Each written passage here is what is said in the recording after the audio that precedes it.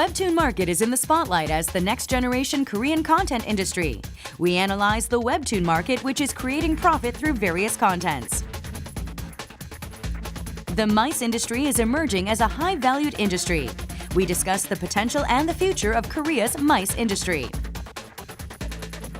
From touch to tag, we introduce the NFC technology, which is adding comfort in our daily lives. From microfiber household items to body armor, we visit a fiber manufacturer which has been recognized in 50 countries around the world. Leaders from Korea and China have agreed on the issue of denuclearization on the Korean peninsula. Is China shifting its stance on North Korea? We take a look at the future of North Korea-China relations following the recent summit meeting between South Korea and China. Hello, I'm Andrew Salmon. Welcome to Bizline. We've got a packed show for you this week. We've got features covering everything from webtoons to microfibers. We're even taking a look at the dicey question of what role gambling should play in the local hospitality industry. But as always, before we go to those features, we'll kick things off by taking a look at the breaking business and economic stories that have been hitting headlines across South Korea this week.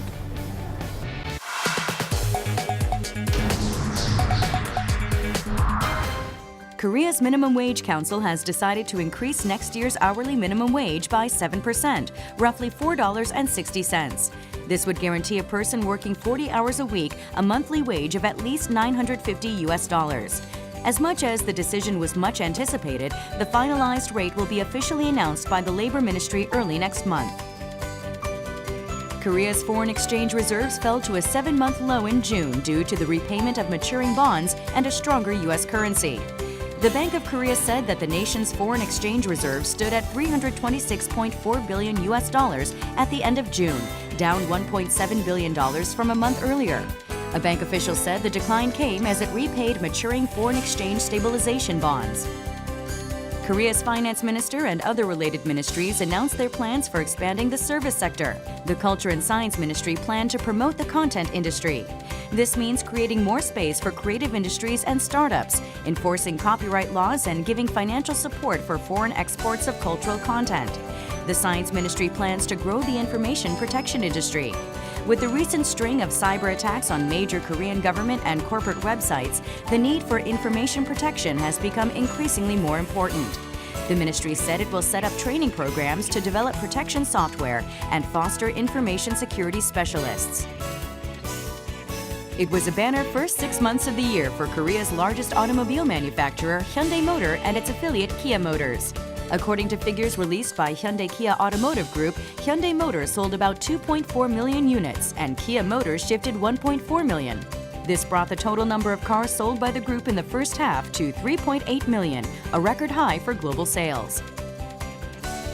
After a marathon of negotiation, the two Koreas were able to iron out their differences on certain technicalities on July 6th regarding the normalization of the Inter-Korean Gaesong Industrial Complex.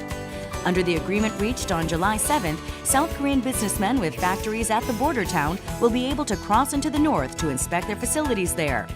The two sides will meet again in the near future in Gaesong for an additional round of talks on the normalization of the joint business park, as well as preventive measures against similar incidents from happening again. From the onset of the meeting, South Korea had stressed that operations at the complex can only be normalized if the North abides by its own obligations and international standards. Korea's gold reserves last month reached 104 tons and ranked 34th in the world, the country's highest ranking ever. Data from the Bank of Korea showed that Korea's gold holdings accounted for 1.5% of the country's total foreign exchange reserves of over $320 billion.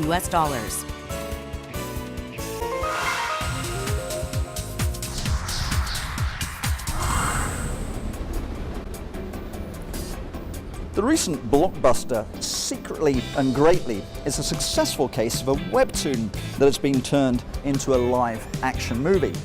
And webtoons are an increasingly popular form of content here in South Korea, a nation whose cartoonists frequently release their creations online first rather than in other forms of audiovisual media. What is the driving force behind Korea's webtoon market? Let's take a look.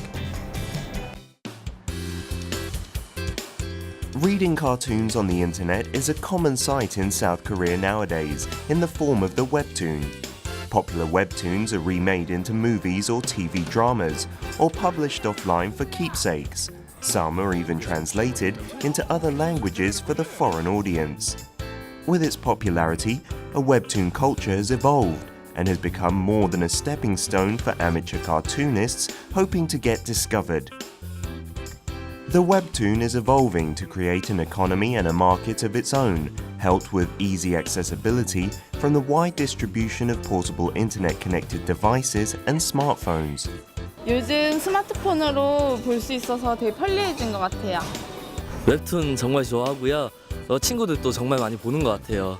저도 거의 한 일주일에 한 편씩 꼭 보고 있고 뭐 좀 유익한 것도 있는 것 같고 정말 좋은 것 같아요. Webtoons came to being in the late 1990s and took its shape in the early 2000s.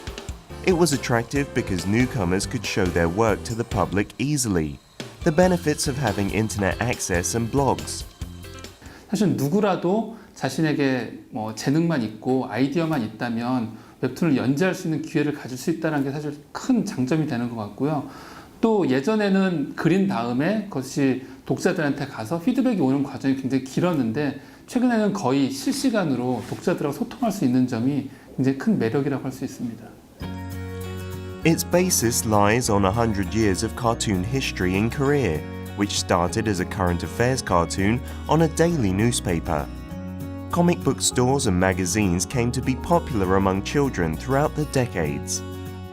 Interests and demand for cartoons returned when major internet portal companies began webtoon content services for free. Internet portal sites have offered webtoon content services to their subscribers for nearly a decade and have sponsored webtoon writers, contributing greatly to the growth of webtoonists. 한국의 웹툰은 한국 만화의 발전이 나온 굉장히 독특한 장르인데요. 몇 가지의 특징을 가지고 있습니다. 예전의 만화와 달리 다채롭고 여러 가지 주제들과 여러 가지 소재들을 다룬 그런 만화들을 나왔고요. 그리고 아주 일상적으로 만화를 보는 독자들이 만화에 접속해서 만화를 볼 수 있는 그런 환경을 나왔죠. To attract subscribers and generate revenue, internet portal operator Daum began its service in 2003, and Naver began 2 years after. Their strategy also resulted in producing star webtoonists and influencing many young newcomers to join in. Webtoonists are willing to spend more than 10 hours a day for 7 days a week in front of the computer to finish one episode, which usually takes less than 5 minutes to read. 제가 원래 이제 초등학생 때부터 만화 그리는 걸 좋아했고 이제 중학교 때 강풀 작가님의 아파트라는 만화를 보게 되면서 이제 그게 웹툰이었는데 이제 제가 그로 인해서 웹툰에 호감을 갖게 됐고. With the rising population of webtoonists, the genre of webtoons are growing and the number of content providers that distribute their works are increasing as well. Kwon Gi-jun, who also manages an internet community site for webtoonists looking to collaborate, will be debuting in July through a new webtoon content service provider which also plans to launch its service at the same time. And the popularity of online comics has revived interest on offline activities as well. 불과 몇 년 전까지만 해도 전자책이 본격적으로 서비스가 되기 시작하면 종이책 시장이 굉장히 위축이 될 거다라는 전망이 지배적이었는데 지금 몇 년이 지난 지금 시점에 있어서는 그 말이 그렇게 위력 있게 들리지는 않아요. The company printed a famous webtoon, With the God, created by Ju Ho-min. The story portrayed the afterlife of human beings who are subject to 7 trials for 47 days, based on traditional Korean myths. The printed out version, which is 7 books in series, has sold more than 120,000 accumulated copies. The appetite for webtoons have grown further in recent years, helped by wide use of smartphones and apps serving as platforms. 대표적인 서비스가 레진 코믹스라는 서비스고요. 그거는 모바일 기반으로 해서 시작이 됐고 또 한국에서 인스턴트 메신저로 유명한 카카오톡에서 카카오 페이지를 만들어서 카카오 페이지를 통해서 모바일을 통해서 유료 서비스를 시작하고 있고 그러다 보니까 포털 사이트들도 이게 모바일에서 들어오는 트래픽이 굉장히 중요하구나라는 생각을 하면서 다음 같은 경우에는 다음 웹툰 앱을 만들어서 굉장히 편하게 모바일에서 만화를 볼 수 있게 그렇게 한 거죠. Growing opportunities also bring new challenges. How to generate revenue to sustain webtoonist livelihood when most readers can directly view most of the content for free. Many expect content service providers, which are currently shared mainly by Daum and Naver, with Nate taking 4% in terms of visitors to the Webtoon content service site, to provide webtoons free of charge. Service providers and webtoonists are utilizing advertising to generate income. 웹툰이 인기를 끌고 마케팅 수단으로 활용되는 건 최근의 일이라고 할 수 있는데요. 초기에는 웹툰의 캐릭터를 광고에 활용한다거나 아니면은 브랜드 메시지나 기업 홍보의 내용을 담은 그런 웹툰을 만들어서 홈페이지에 게재하거나 이런 방식이었는데요. 최근에는 아예 순수하게 웹툰만 가지고서 광고를 한다거나 혹은 PPL을 활용해가지고 아예 브랜드, 제품 이런 것들이 웹툰 안에 삽입되는 이런 형태까지 발전되고 있습니다. Accessibility and the characteristics of webtoons make it more appealing to be used as a marketing tool. 지금 한국에서는 지난 10년 동안 이것이 포털 사이트를 기반으로 해서 무료로 서비스되면서 성장해 왔다면 또 앞으로의 새로운 10년에서는 무료 서비스와 함께 또 유료화된 프리미엄 서비스, 모바일을 기반으로 한 새로운 서비스들로 발전해 나갈 거라고 생각해요. 이런 모델들이 이후에 다른 나라에서도 디지털 만화의 좋은 모델로 이렇게 소개되고 또 활용되어질 수 있을 거라고 생각합니다. Major portal service providers have recently begun charging less than 50 cents for the most popular webtoon episodes with much resistance. However, in order to support the growth of the webtoon as part of a creative industry, perhaps it's a very small price to pay by individuals to nurture more talented cartoonists to concentrate on their work, which had once been considered a mere hobby, playing around with the new media.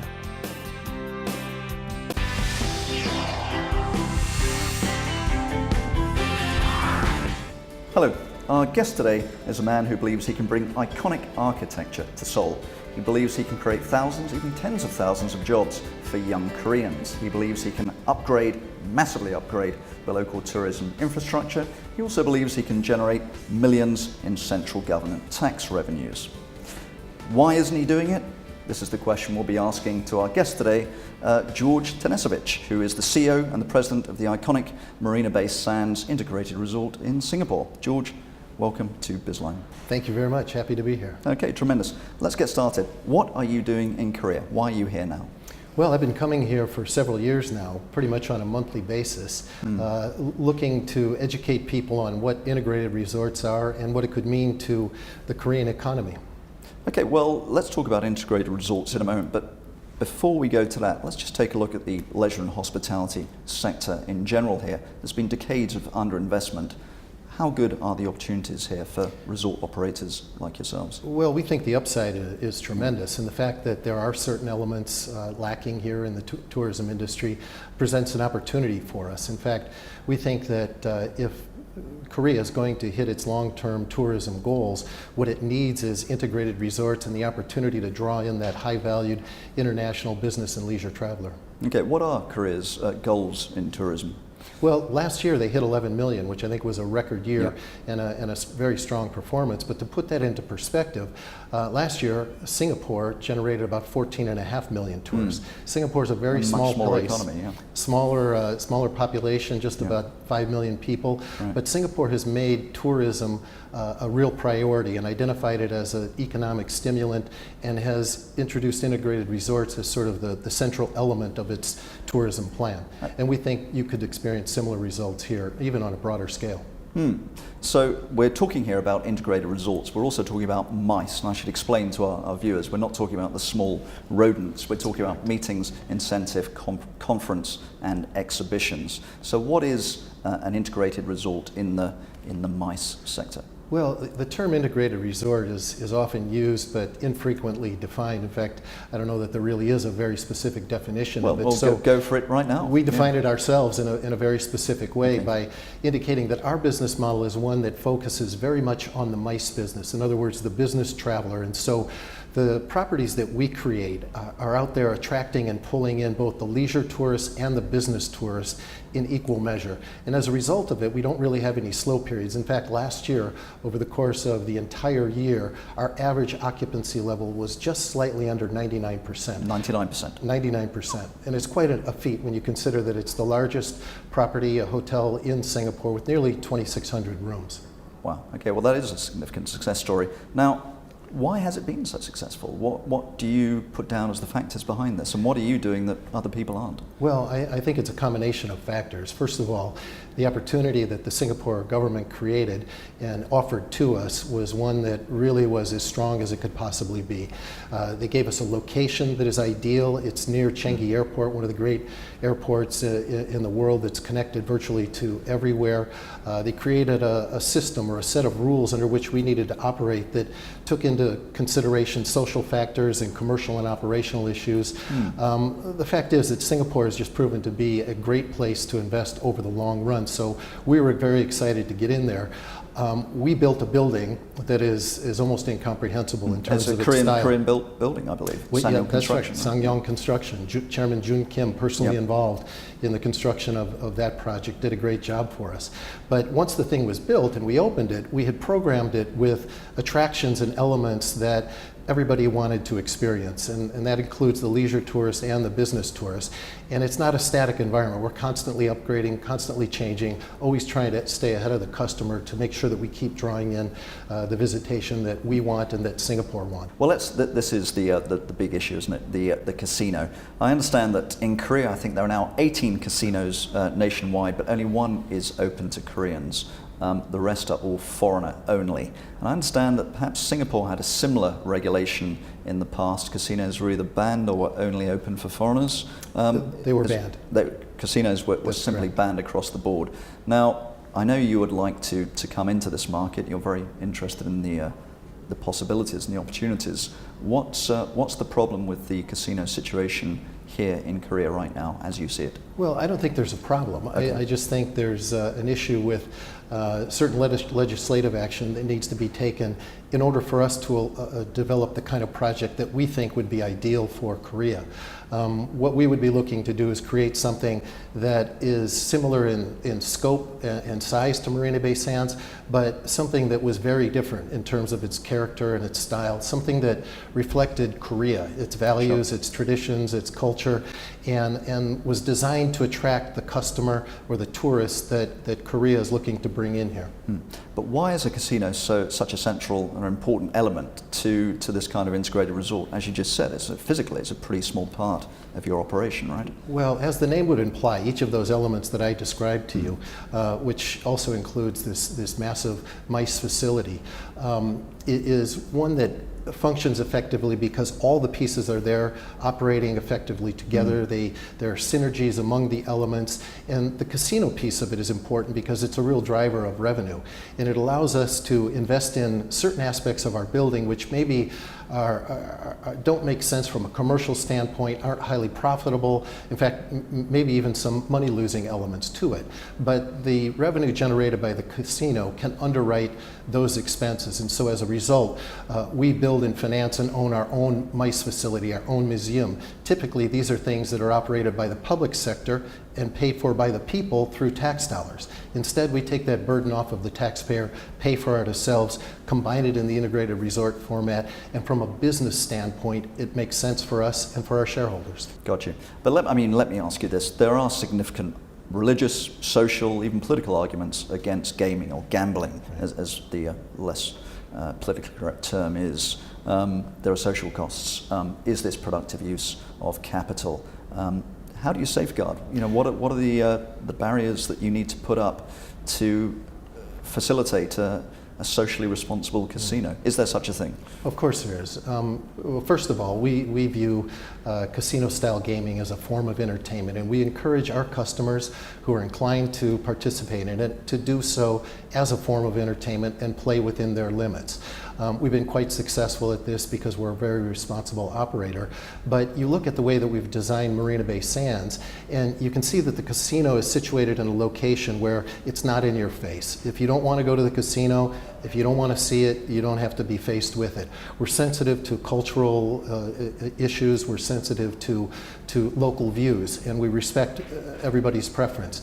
That having been said, the integrated resort has such a broad array or menu of attractions that there pretty much is something for everyone in there. And if you don't want to go to the casino, there's plenty else to do.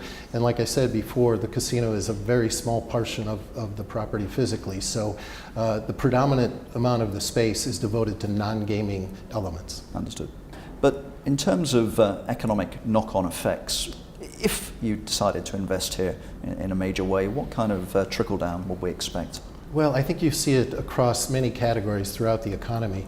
Obviously, the impact on GDP would be significant. It's been estimated that our building in Singapore alone contributes 1.25% to the Singapore economy. 1.25% of the national major economy? impact for a single property. You look at the amount of jobs that we've created there. Estimates are 37,000 jobs island-wide.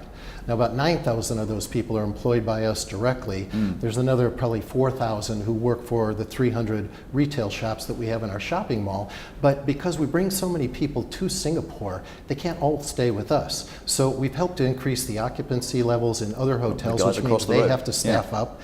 Last year, I think we did about $400 million worth of spending on procurement activities. 90% of that spending is done in Singapore.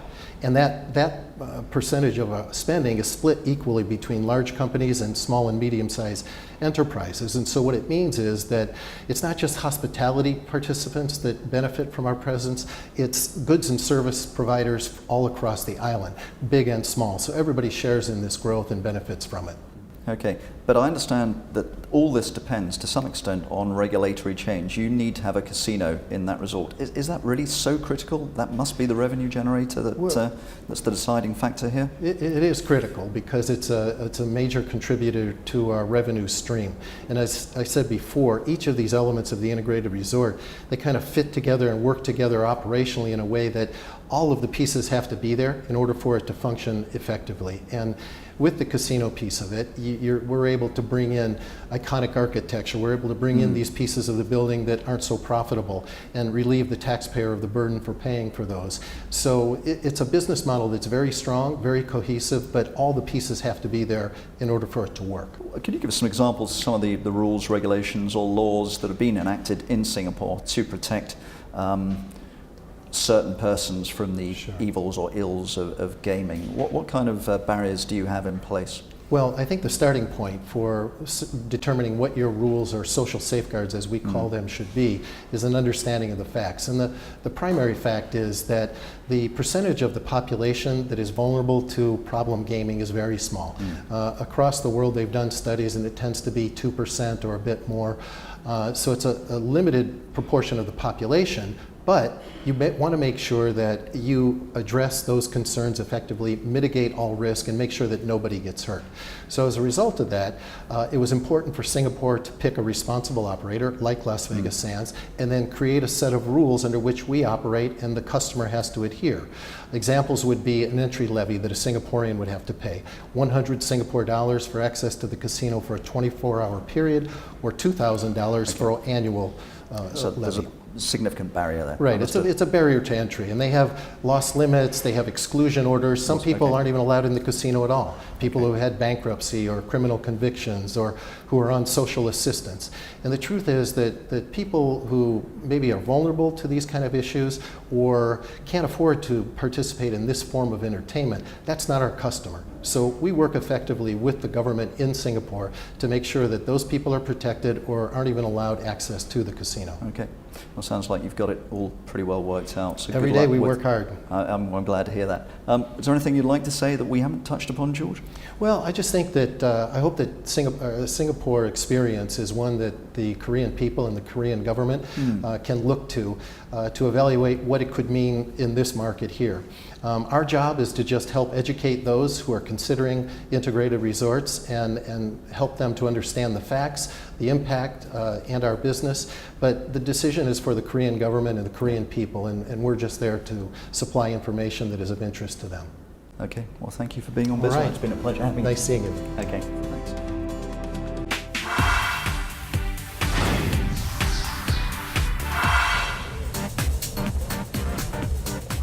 Need to get from A to B? Then you'll need one of these, public transportation cards. And the efficient use of these cards is such in South Korea that representatives of overseas governments actually fly into the country just to see how this system works. How does this system work? Well, embedded in these cards is NFC, Near Field Communication Technology. In our ICT segment, we'll be taking a look at how NFC technology is being increasingly used in our everyday lives. NFC technology is not a whole new technology because it has been already used in a wide range of applications, such as a transport card and a mobile wallet. But this is believed to be the promising next-generation technology. Let's find out the great potential of the NFC technology. NFC technology allows transmission of information between devices in a short range at distances less than 10 centimeters. NFC is built upon RFID, radio frequency identification, which is widely used in various systems such as library cards, logistics management, and health checking systems in hospitals. But NFC is based on a short-range technology, allowing very fast data transmission in 0.1 second. It also offers cheaper and more secure solutions than the RFID systems. Coupled with those advantages, NFC enables a wide range of applications, including communication between devices, mobile payments, as well as reading and writing tag information. Such advantages have made NFC the promising next-generation technology. 스마트폰 안에는 저희 눈에는 보이지 않지만 NFC 컨트롤러 칩이 탑재되어 있고요. 이 배터리나 외부 케이스 쪽에 안테나가 감겨 있습니다. 컨트롤러 칩과 안테나가 상호 연동을 하게 되고 그 상호 연동된 기술이 이제 다른 단말과의 접촉을 통해서 비접촉 10cm 이내의 거리에서 터치를 통해서 서로 응용 서비스들을 활용할 수 있는 데이터를 주고받는 기술입니다. This is a smart refrigerator recently launched by a local manufacturer, and it offers remote maintenance services through a smartphone by using NFC technology. The buyer doesn't need to make a call to an after-sales service center because the app transmits information on any error via radio communication. The app in the smartphone helps the buyer save energy as it enables the user to check temperatures of different sections in the refrigerator, whether the door is open, and thus provides an energy-saving status. I think that the start of these trends of new applications, new techniques, etc., in other fields are going to just grow and more into more areas. Like the refrigeration is one of the areas where we see it increasing, and we think it's going to be a part of our lives. It will become possible to set up a smart home utility automation system, enabling a smartphone to function as a universal remote controller once NFC systems are installed across all home appliances. 기존 가전 내 기기 간의 단순한 결합이 아닌 스마트폰을 활용하여 가전 기기와 결합시킴으로써 호환성을 더욱 향상시키고 홈 네트워크 시스템을 더욱 발전시킬 예정입니다. A device with NFC function is required to run a home network like a smart home automation system, and most of many smartphones introduced recently are equipped with NFC capability following the recent trend. In the past, a special eSIM chip was necessary, but NFC has become a must-have function in most smartphones, following wide use of apps and tag services applying NFC technology. Growing popularity of smartphones has paved the way for the application of NFC, leading to establishment of a large network system utilizing NFC technology. A NFC ecosystem was set up in the campus of Handong Global University in North Gyeongsang Province. Students on the campus also report their class attendances by swiping their smartphones over an NFC tag in a classroom. In addition, a student at the university can locate a book he or she wants to check out, reserve the book for checking out, and lending the book by using an NFC-embedded smartphone without checking via a searching kiosk or an information desk. 학교 생활을 할 때 지갑 없이 휴대폰 하나면 정말 모든 생활이 다 되거든요. 출석 체크를 호명을 하고 그런 시간이 있었는데 이제 NFC를 통해서 이제 그런 출석 시간을 안 해도 되고 학생들 입장에서도 간단하게 책상에 찍으면 되기 때문에 그런 시간에서 많이 절약이 된 것 같고요. 그리고 도서관에 대출할 때도 예전에는 일일이 학생증을 가지고 체크를 했어야 되는데 지금 이제 책에다가 간단하게 휴대폰만 올리면 되는 대출 형식으로 바뀌어서 사용성이 많이 편리해졌습니다. With the wide use of NFC embedded smartphones among students, the university was able to cut costs in setting up a smart campus almost by 25% of the money that would have taken to installing card readers and servers. The school could also reduce maintenance costs as the smart network improves efficiency. NFC 기술이 각광을 받고 있는 가장 큰 이유는 아시다시피 지금 현재 그 결제를 할 수 있는 가장 좋은 수단이 될 수가 있습니다. 지금 현재는 마그네틱 카드로 결제를 하고 있었지만 이 카드가 이제 보안적인 문제나 여러 가지 문제가 있다 보니까 많이 사양이 되고 있습니다. 그걸 대체할 수 있는 사업이 NFC 칩이 돼서 뭐 결제 기능이라든지 다양한 여러 가지 부가적인 기능을 넣을 수 있기 때문에. Despite lots of advantages, NFC technology still has security issues, making it vulnerable to various types of attacks and preventing it from mass market use. Google Wallet, the first NFC-based digital wallet, stopped its service after personal information of Google Wallet users was leaked. Still, the use of NFC technology is expected to be accelerated because it has more advantages than weaknesses, such as convenience, allowing radio communication through simple touch, speedy transmission, and cheap costs. NFC 기술은 기존의 전통 산업과 IT 서비스가 접목된 창조 경제에 부합되는 서비스 모델로 판단됩니다. 향후에 이제 사용자들이 많이 사용할 수 있도록 다양한 생활 밀접형 서비스들이 이제 발굴돼야 되는 게 첫 번째 이슈일 것 같고, 두 번째에서는 아직 스마트폰 이용자들도 NFC 기능이 탑재되어 있다는 걸 잘 모르고 스마트폰을 이용하고 계십니다. 그래서 대국민 인식 제고 활동 이런 것들이 더 기술적인 발전보다는 중요한 요소라고 생각됩니다.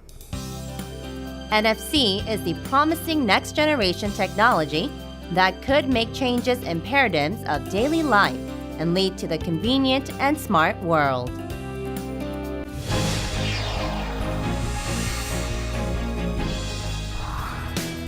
Back in the 1960s, textiles was one of the first sectors in which then low-tech South Korean manufacturers became globally competitive.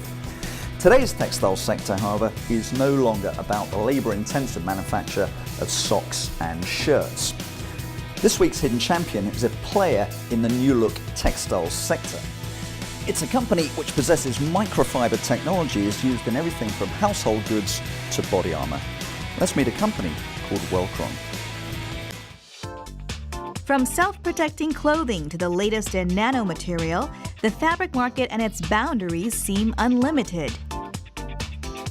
Standing at the #1 spot in the world's microfiber market and paving the way for the nano fabric industry. Let's find out about the leader in the global fabric industry, as well as Korea's improving national status in this sector.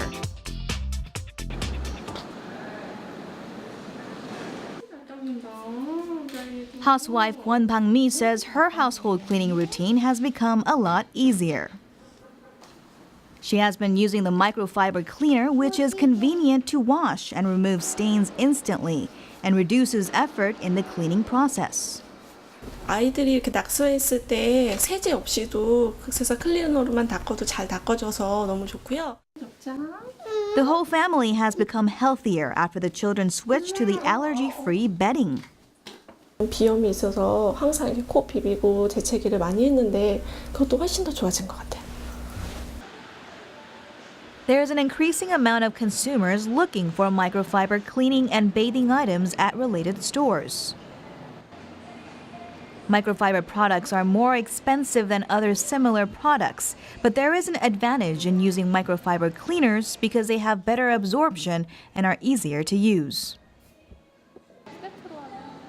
Allergy-free products are becoming popular in bedding items since they reduce skin irritations.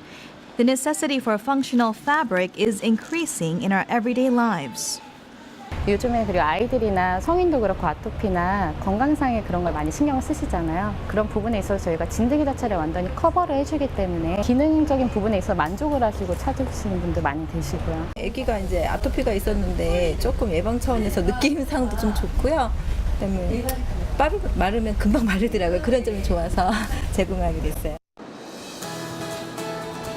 Wellcron is Korea's representative industrial fabric maker. The company has gained global recognition by transforming microfiber fabric for making clothing into industrial use. 해외에서는 이 소재를 그 산업용 소재 한 70%, 의료용 소재 이렇게 30% 정도 되는데, 이런 걸 보고 착안을 해서 이 산업용 섬유가 미래 산업이 될 것이다라는 그런 확신이 그때 이제 들었죠. 그래서 그 결과 그 면 소재보다 한 3배 이상의 그런 흡수력이 뛰어난 그런 기능성 극세사 클리너를 독자 개발했고, 현재 그 웰크론의 그 산업용 극세사 클리너는 세계 점유율 1위를 기록하고 있습니다. Microfiber fabric is processed with a thickness that is less than 1/100th of the size of a hair strand. It has 5 times the absorption power than that of cotton, with outstanding cleaning and antibacterial functions. Wellcron maximized these characteristics for its cleaning products before they were commercialized. 정말 많이 힘들었죠. 그게 처음에 만나서 그거 하는데 쉽게 말하면 저희가 그 새로운 기업 들어가는데 3년을 기다리면서 계속 샘플 제시했던 그런 기업도 있었습니다. 초창기부터 저희가 해외 시장에 전시회를 참가를 하면서 거기서 많은 공부를 배웠고, 거기서 그 바이어를 새롭게 만들면서 제품을 제시하고 사용을 해보고, 그 결과물이 너무 좋으니까 이것이 또 미래의 하나의 사업군이다라고 해서 선정될 정도로 해외 시장을 저희가 시작을 했던 거죠. The development of anti-dust mite bedding products became an instant hit, especially with increased awareness about indoor ailments like eczema and allergies. Wellcron's microfiber bedding, which has been made with fine, high-density fabric, blocks dust mites altogether and has been acknowledged by the world-renowned British Allergy Foundation. An experiment with some 30,000 dust mites on the penetration level showed that microfiber fabric blocked penetration entirely, revealing its outstanding ability to avoid allergy-causing dust mites and fine dust. Wellcron kept up its development of new products by venturing into the nano fabric business. Nano fabric is so thin that it cannot be distinguished with the naked eye. Because it's so fine, it allows more integration per unit space, which has made it become an essential material in medical and fiber optic sectors. 극세사의 세계 시장이 약 10조에 해당한다고 보면 나노섬유는 그보다 훨씬 더 큰 그러한 시장을 형성할 수 있는 가능성이 있습니다. 나노섬유가 상업화가 되기 시작하면 기존의 선도산업 분야에 모두 적용할 수 있는 그러한 용도 창출이 가능하기 때문에 시장은 훨씬 더 저희가 예측할 수 없을 정도로 커질 것으로 기대하고 있습니다. The company has created lightweight body armor by maximizing the advantage of nanofiber, which is already in the spotlight as a super fabric that has 10 times the strength of steel. Wellcron's body armor has improved performance by 20% compared to the regular body armor by showing outstanding bulletproof capability from a fragment traveling at a speed of 610 meters per second. 총탄이 인체에 날아왔을 때 그 총탄의 회전력과 그리고 직진력을 방어할 수 있는 강한 이제 특성을 가져야 되는데 일반적으로 그물과 같은 구조라고 생각하시면 됩니다. 강한 힘을 그물처럼 넓은 범위에서 충격을 완화할 수 있는 소재가 있어야 되는데 그런 소재를 조합해서 하이브리드 구조를 만들므로써 이제 가볍고 강하고 또 부드러운 그런 방탄복을 만들고 있습니다. Welcron took a step forward into the nanofabric industry as a pioneer, enhancing the industrial status for Korea. 우리나라의 경우는 약 15년 전부터 정부에서 적극적으로 중점 지원한 R&D 개발 사업에 힘입어서 현재 국내의 산업용 섬유가 차지하고 있는 부분은 약 50%에서 60% 정도에 육박하고 있습니다. 정부의 적극적인 지원과 또 산업 각처에 그 관심 있는 R&D 투자 개발이 계속 진행된다면 저희도 조만간 선진국 수준의 산업용 섬유 기술과 시장을 확보할 것으로 기대하고 있습니다. The declining traditional fabric industry has transformed itself into a high added value sector thanks to the latest in fabric material coupled with technological advancement. As well as being #1 in the microfiber industry, Welcron has now also pioneered into the nanofiber industry. The challenge for this Korean company continues.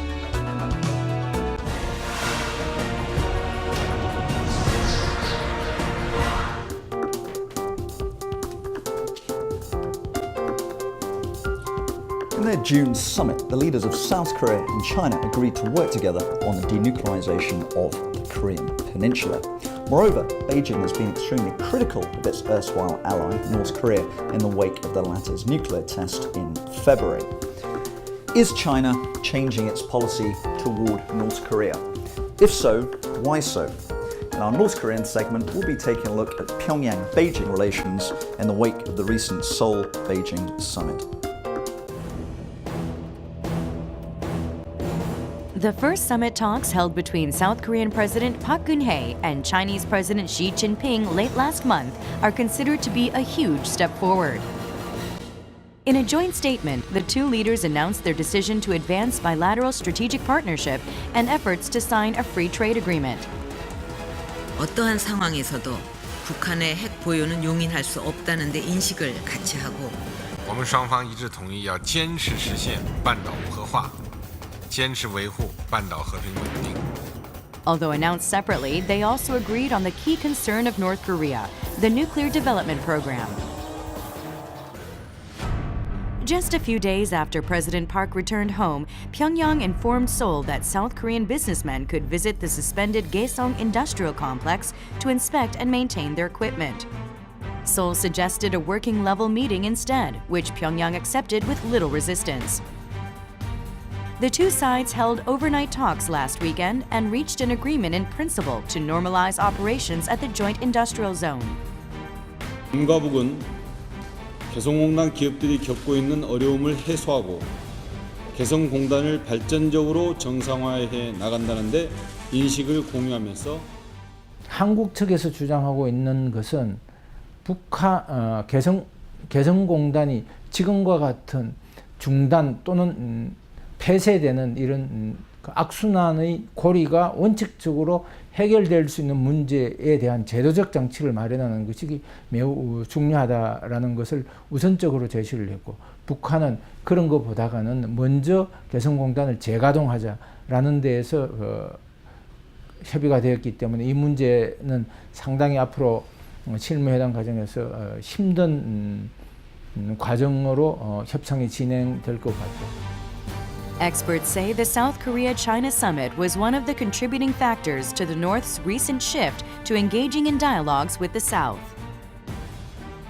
한중 정상회담 직후에 김계관과 김성남이 방중을 했는데 그때 중국이 육자회담 문제나 한반도 신뢰 프로세스, 대화 통한 남북 관계 개선 뭐 이런 문제에 대해서 분명히 이제 언급을 했을 것이라고 이렇게 보여집니다. 그런 점에서 이번에 북한한테는 상당한 메시지와 압박이 되지 않았는가 이런 생각이 들고요. 개성공단 문제에 그 북한이 그 제의를 하고 한국의 제의를 이제 받아들이고 이러는 것들도 그 일환이 아닌가 이렇게 판단이 됩니다. 특히 한중 정상회담 그리고 미중 정상회담에서 북한은 굉장히 그 국제사회로부터 시작해서 고립되는 것을 느꼈다. 그렇기 때문에 북한은 이제 개성공단이라는 카드를 활용해서 국제사회와 대화라는 것을 하려고 그러는 이런 신호를 보였다라고 이렇게 평가를 할 수 있을 것 같습니다. China has been North Korea's biggest ally and longtime benefactor. However, it has shown signs of frustration and displeasure with Pyongyang in recent days. Why has China changed its stance? 주된 이유는 이제 그 중국이 그동안에 일관되게 주장해 왔었던 비핵화에 대한 북한의 정면 도전이라고 볼 수 있겠고요. 북한의 위기 조성 행위나 또 긴장 조성 행위, 대남 도발 뭐 이런 그 잘못된 행위와 노선이 중국의 국가 이익을 침해하는 그 수준이 더 증폭되었기 때문에 중국이 그에 대해서 더 강경하고 또 적극적인 반응과 관여를 그렇게 추구하고 있다고 이렇게 보여집니다. 중국은 과거에는 한반도 선 평화 안정, 후 한반도 비핵화에 우선순위를 두었다고 볼 수 있습니다. 그러나 북한이 장거리 로켓 발사와 추가 핵실험 이후 한반도 비핵화와 한반도 평화 안정의 우선순위가 뒤바뀐 것으로 분석할 수 있습니다. 이러한 변화는 한반도 비핵화 목표 달성을 통해서 한반도의 평화 안정, 동북아 평화 안정을 이끌겠다는 중국의 전략을 보여준다고 볼 수 있습니다. Then is China turning its back on the long-standing communist friend in Pyongyang? Very unlikely. Experts say it is important to note that there was no direct mention of North Korea in the joint statement adopted by President Park and Xi. 중국은 북한이 핵보유국으로 가는 것에 대해서는 우려의 입장을 가지고 있고요. 이를 한반도 비핵화와 평화 유지라는 어떠한 문장을 통해서 우회적으로 밝힌 것이지만 동시에 북한을 좋은 쪽으로 설득하고 북중 관계라는 어떤 틀을 유지하는 차원에서 북한을 배려한 것으로 볼 수 있겠습니다. 기본적으로는 북중 관계에서 중국은 북한을 완충지대로 활용하려고 그러는 지역적 전략적 특징 때문에 근본적인 상황은 아직까지는 변화되지 않았다. Many often argue that Chinese policy cannot be expected to change overnight. But it is apparent that the Chinese authorities are playing different cards with North Korea at this time. 북한을 이제 그 중국의 유리한 방향으로 유도하는 데 활용할 것으로 보여집니다. 구체적으로 말씀드리자면은 북한이 그 강경한 그런 어떤 태도나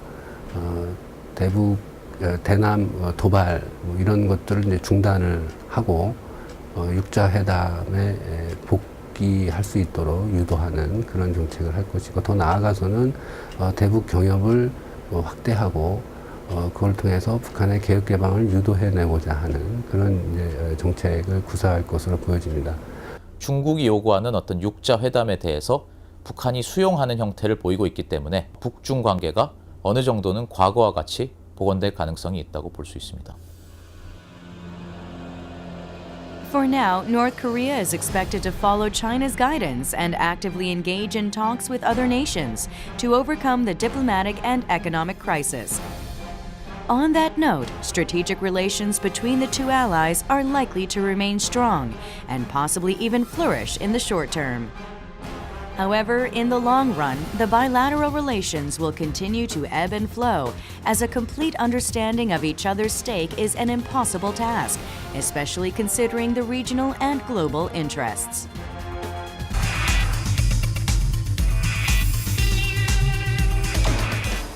And that's all we have time for this week.